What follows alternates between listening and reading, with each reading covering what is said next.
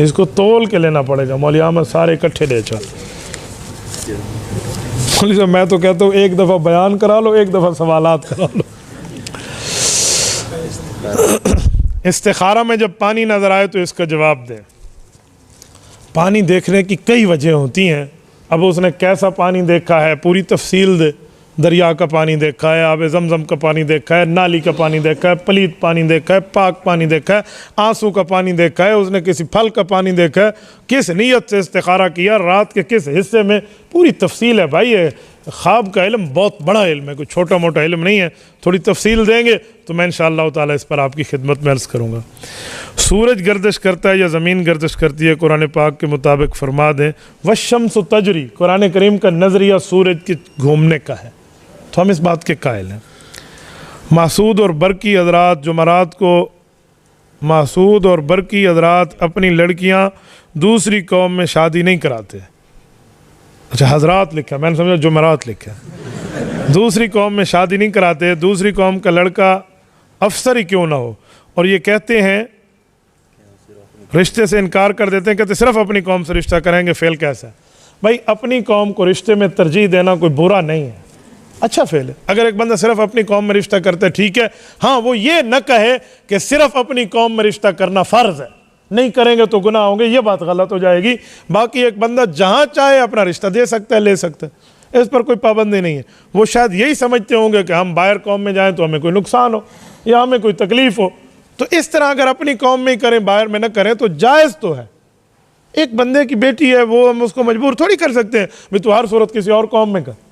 अपनी कौम में भी कर सकते हैं, बाहर भी कर सकते हैं। हुज़ूर पाक अलैहिस्सलातु वस्सलाम ने अपनी कौम में भी रिश्ते किए हैं, बाहर भी किए हैं। आप अलैहिस्सलाम की 4 साहबजादियाँ हैं, 3 साहबजादियों का रिश्ता दूसरी कौम में किया है और 1 साहबजादी का रिश्ता अपनी कौम में किया।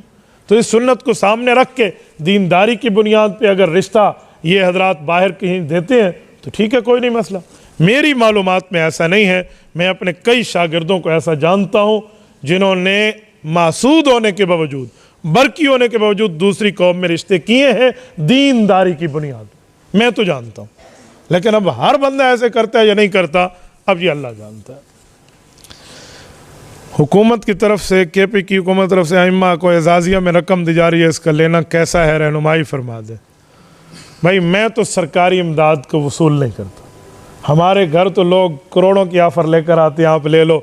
हमने उसको पाँव के ठुड्डे पे उड़ाया है तो चे जाए कि हम 15,000 20,000 लेते फिर, मैं तो नहीं लेता। बाकी अगर आपको ज़ोर ज़बर से आकर लेकर लेते हैं तो आप ले लें, टैक्स का पैसा है, कोई इनके अब्बा जी का थोड़ी है, आप ले लें। अल्लाह अल्लाह खैर सल्ला, काम आप हक़ का करना, ये नहीं है पैसे आप उनसे लेकर उनके हक़ में ही बात करते फिरो। ठीक है, बात आप हक़ की करना, पैसे अल्लाह अल्लाह खैर सल्ला का मामला होगा, वरना मैं नहीं लेता। लेकिन याद रखें, जो बंदा पैसे आपको देगा ना, फिर वो आपसे काम भी लेगा। हज़रत मेरा बेटा बीमार है, इलाज करवाने ठीक नहीं हो रहा, सब दोस्तों कह दें दुआ फरमाए, अल्लाह ताला उसे सेहत कामिला अता फरमाए। आप सब भी दुआ कर लें। दांत के दर्द का कोई वजीफ़ा, दांत में जब दर्द हो तो उसको पकड़ें और 7 मरतबा पढ़ें, वैज़ा बतश्तुम जब्बारीन, फिर छोड़ें, फिर पकड़ें, फिर 7 दफ़ा, फिर ये 3 दफ़ा कर लें। मेरा तो आज़मूदा तजर्बा है कि इस आयत की बरकत से अल्लाह ताला दांत के दर्द को सेट फरमा देते हैं। बाकी जो बच्चे के लिए आपने वजीफ़ा पूछा है, या हय्यु या क़य्यूम बिरहमतिका अस्तगीस, कसरत से पढ़ें, अल्लाह करीम करम का मामला फरमाएगा।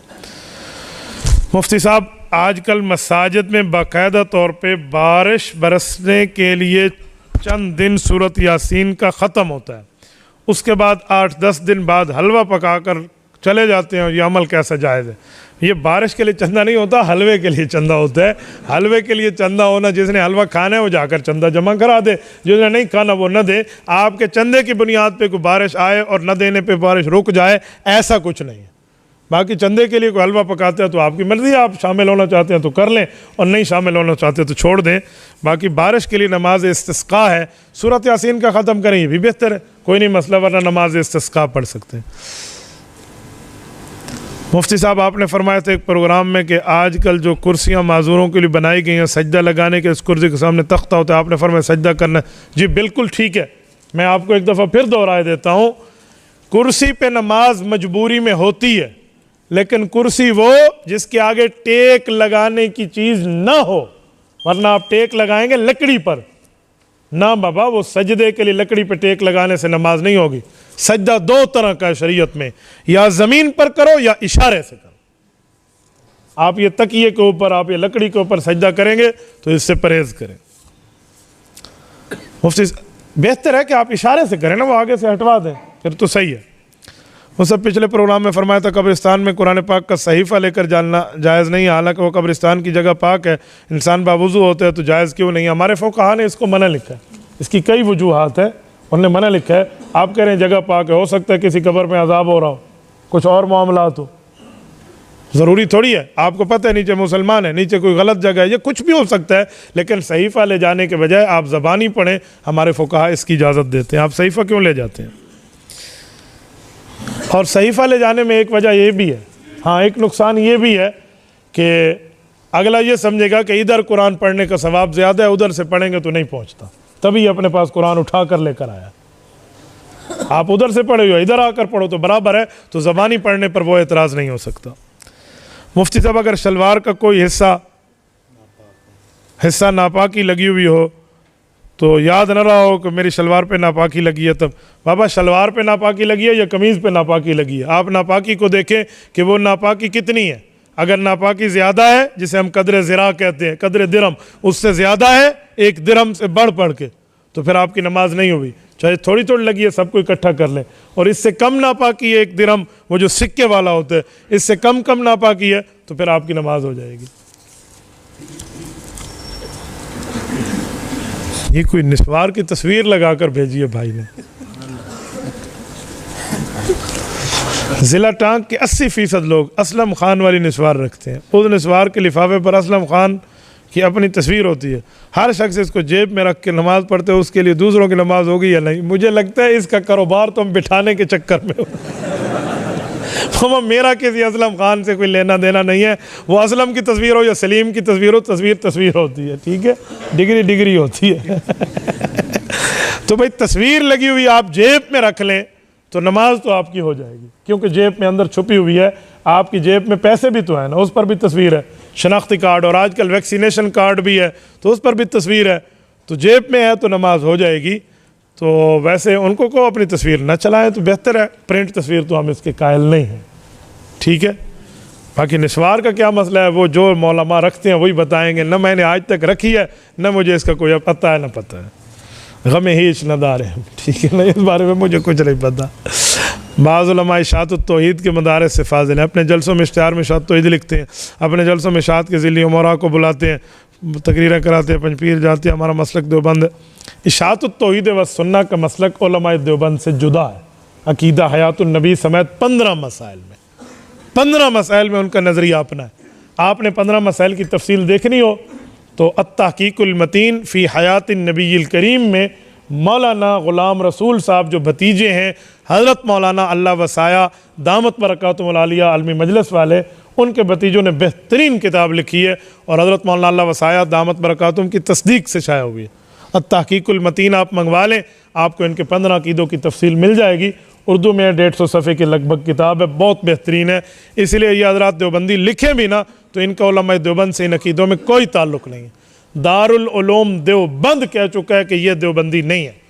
तो जब एक पुलिस का डिपार्टमेंट कह दे ये बंदा पुलिस मैन नहीं है और वो कहे नहीं मैं तो वर्जी पहनता हूँ, हम कहें जी 100 बार भी पहन तो पुलिस वाला नहीं है, डिपार्टमेंट तेरा कह चुका है, तो ये खुद को 100 बार भी देवबंदी कहें तो उलमा देवबंद का मरकज़ दारुल देवबंद कह चुका है कि अकीदा हयातुन नबी का मुनकर, अकीदा सिमा इंदल कब्र का मुनकर कभी भी देवबंदी नहीं है। तो इनके कहने से, इश्तिहारों पे लिखने से कुछ नहीं होता। हमारे यहाँ टांक में मसाजिद में हुज़ूर पाक अलैहिस्सलातु वस्सलाम की एक हदीस लिखी होती है, मसाजिद को दीवानों और छोटों बच्चों से दूर रखो। दीवानों की बात तो समझ आती है, लेकिन बच्चों का मसाजिद में दूर रहने का मतलब क्या है? क्या बच्चों को मस्जिद में न लाएं? बहुत अच्छी बात है, ये हदीस है, ठीक है, ये वाकई हदीस है। लेकिन इस हदीस पाक में जो सिबियान का लफ्ज़ है, मजानीन और सिबियान, मजानीन तो बेवकूफ़ है, वो आकर पेशाब कर दे मस्जिद में, आप क्या करोगे? धोते फिरोगे, इसलिए मजनूनों को ना आने दो। दूसरा, मजनून का क्या माना होता है? लिवन्ना, ठीक है ना, मजनून सादा सा। और जो बच्चे हैं वो बच्चे भी वही जिसको पेशाब की फिक्र ही नहीं है, वो बैठे हो पेशाब कर दे तो क्या फ़ायदा? तो ऐसे बच्चे को ना लाएं। लेकिन जो बच्चा कुछ समझदार है, कोई 5 साल का है, कोई 4.5 साल का, उसको पता है ये नमाज है, ये दीन की बात है, ये अल्लाह अल्लाह कर रहे हैं, तो ऐसे बंदे को वालिद लाए और अपने साथ ठहराए, छोड़ न दे कोई मस्जिद में घूमता फिरे, अपने साथ वालिद ठहराएगा ना तो वो हया और अदब से साथ ठहरेगा। हमारे हजरात जो मस्जिद में शोर होता है ना, पता है क्यों होता है? बाप बच्चे को लाते हैं, को चला जा, वो मस्जिद में पीछे क्रिकेट खेल रहे होते हैं सारे और अगली साहब पे नमाज पढ़ रहे हैं, तो भाई उसको चाहिए अपने साथ नमाज में ठहराए। तो 10 बच्चे आए, 10 बापों के साथ अपने अपने जगह में ठहर जाएं, कोई एक इधर उधर जाएगा तो इतना शोर नहीं होगा, बाकी तो वहीं ठहरेंगे ना। ये गलती इनके लाने वालों के लाकर छोड़ देते हैं, छोड़ना दें, आप साथ रुकें तो बिल्कुल ठीक हो जाता है, कोई नहीं मसला। मुफ्ती साहब, मैंने बेटे का नाम खुज़ैमा रखा है, इसके माना बता दें। सहाबी रसूल का नाम है, बहुत अच्छा माना है। क्या हम अल्लाह ताला को अल्लाह मियाँ कह सकते हैं? तो अल्लाह मियाँ कहना में कोई जुर्म नहीं है, ये उर्दू ज़ुबान में कहा जा सकता है। तंबाकू और निस्वार का कारोबार जायज़ है या नाजायज़ है? तो भाई तंबाकू और कारोबार के जो निस्वार के मसले हैं ना, कल मुझे जवाब आना शुरू हो गए हैं, तो क्यों आप मेरा खामखा से मसला लगवाते हो? अफगानिस्तान में मुल्ला उमर को ने कहा था अजी निस्वार बंद कर दिया तो जिहाद भी खुद करना।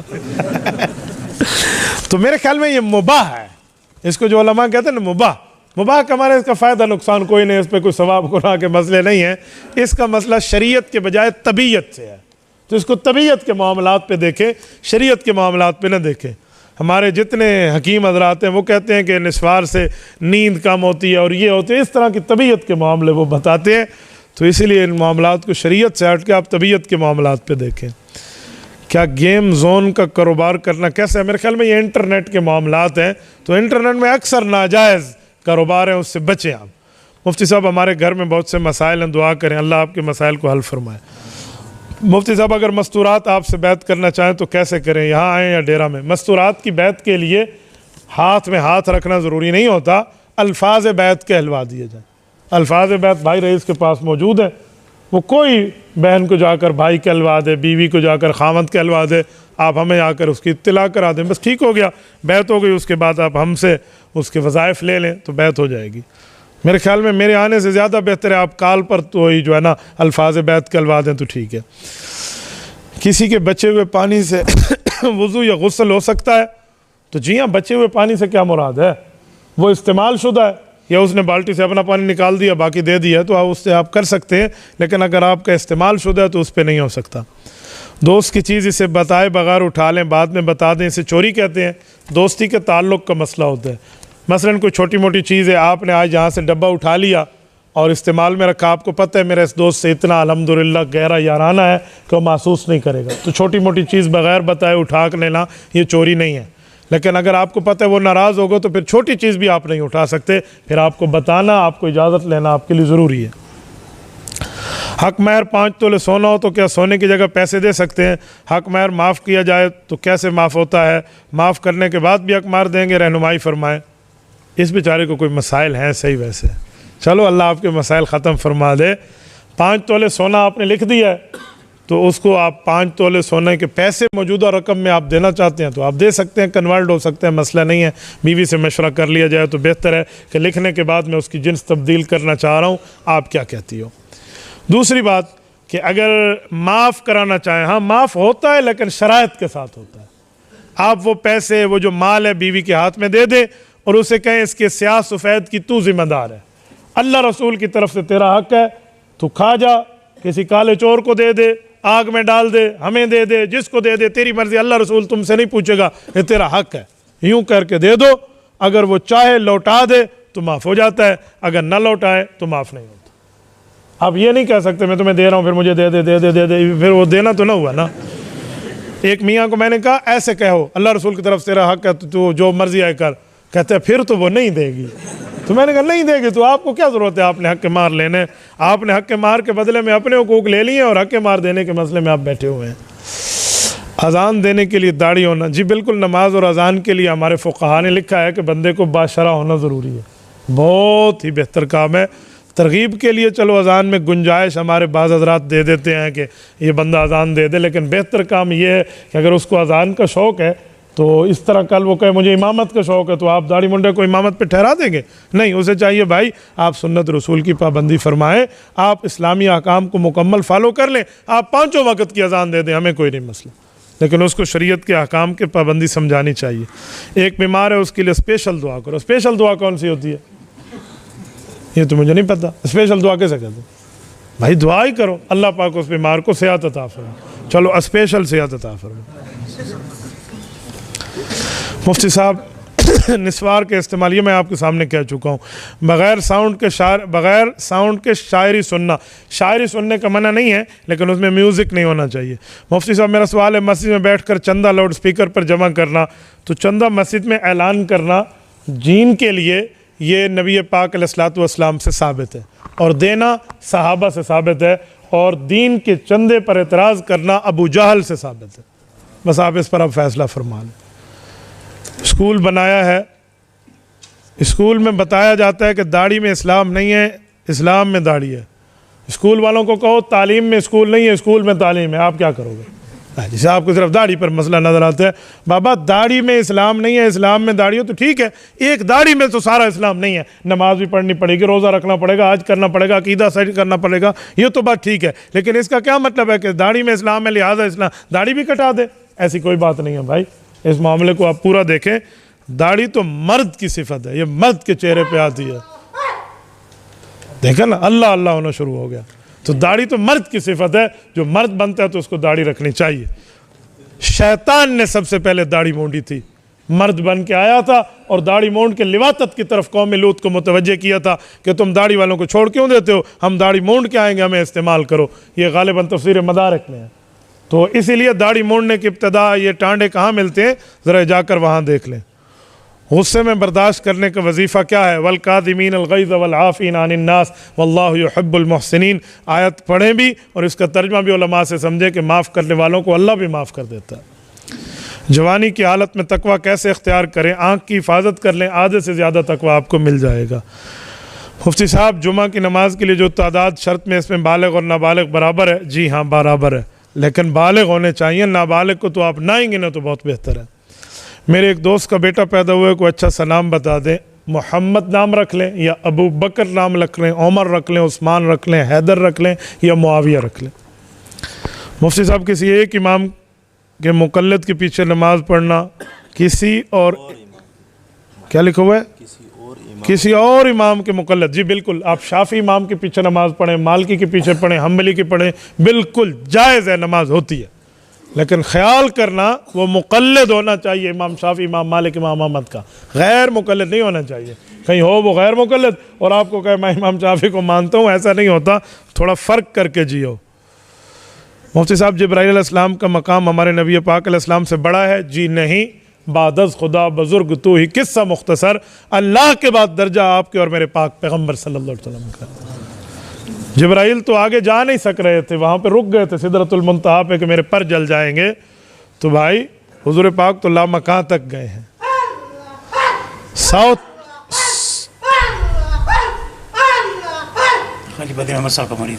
जी माशाल्लाह, हाँ 2300 पोस्टें साउथ वज़ीरिस्तान में बिक गई हैं। एजुकेशन डिपार्टमेंट के नाम पे एफएससी के लड़के भर्ती हुए हैं, एमएससी के, इसमें पैसे इस्तेमाल करना, भाई ये तो रिश्वतखोरी है, इससे तो बच जाएं। मेरिट पे होना चाहिए जो चीज़ हो। हज़रत जो नमाज कज़ा हो गई, तादाद मालूम ना हो तो क्या करें? हर नमाज के साथ एक नमाज दोहराएं, पूरी ज़िंदगी दोहराते रहें। जिस दिन दिल को तसल्ली हो जाए कि अब नमाजें पूरी हो गई हैं, उस दिन पूरी हो गई हैं। मुफ्ती साहब बेटी अपने बाप से अपना हक मांगती है, बाप इस बात पे बेटी को बद्दुआ देते हैं। बेटियों और बहनों का हक जो है, बेटी का कौन सा हक है जो बाप से मांगती है? कौन सा हक? अच्छा नाम रखे बाप, दीनी तालीम दे और अच्छी जगह शादी करे, बस ये उसका हक है। और वो कहे अपने ज़मीन से मुझे ज़िंदगी में हिस्सा दो, ये बेटी का हक नहीं है, ये बेटे का हक नहीं है। ज़िंदगी में नहीं मांग सकती, तो विरासत तो मौत के बाद हक बनता है, ज़िंदगी में तो खुद मालिक है। अगर वो ज़िंदगी में कहे मुझे अपनी चीज़ बेच के दे दे, तो बेटी ज़्यादती कर रही है बाप के साथ। बाप दे न दे उसकी मर्जी है। तो हक ये नहीं है जो आप हक कह रहे हैं। हक तब है जब बाप ना हो दुनिया में, फिर वरसा का हक मुतअल्लक होता है। शादी के दिन दूल्हे को कार्ड में पैसे देना कैसा है? बहुत अच्छी बात है, आप उसको हदिया दे सकते हैं। कार्ड में क्यों देते हैं, वैसे ही देते ना उसको। दो बंदों के दरमियान सुलह कराने के लिए झूठ मूठ बोलना, हाँ कुछ ऐसे अंदाज के झूठ बोल दो जिससे उनके दिल नरम हो जाएं। इतने बड़े बड़े न बोलो कि आपको बाद में पछताना पड़ जाए। जब काफिर का बच्चा पैदा हो तो मर जाए तो जन्नत जाता है। इस बारे में दोनों कौल के इख्तलाफ मौजूद हैं। इशा की नमाज में वितर पढ़ते वज़ू टूट गया, फ़र्ज़ पढ़ चुके थे तो क्या अब सिर्फ वज़ू करें और वितर पढ़ लें। बात में पहली रकात पढ़ रहा था, सूरत फातिहा पढ़ ली, थोड़ा सा झुका, फ़ौरन याद आया कि पहली रकात है, फिर सीधा खड़ा हो गया तो ऐसा करने इससे सजदा साफ नहीं आता, छोड़ो झुकें दोबारा उठ गए तो बिल्कुल ठीक है।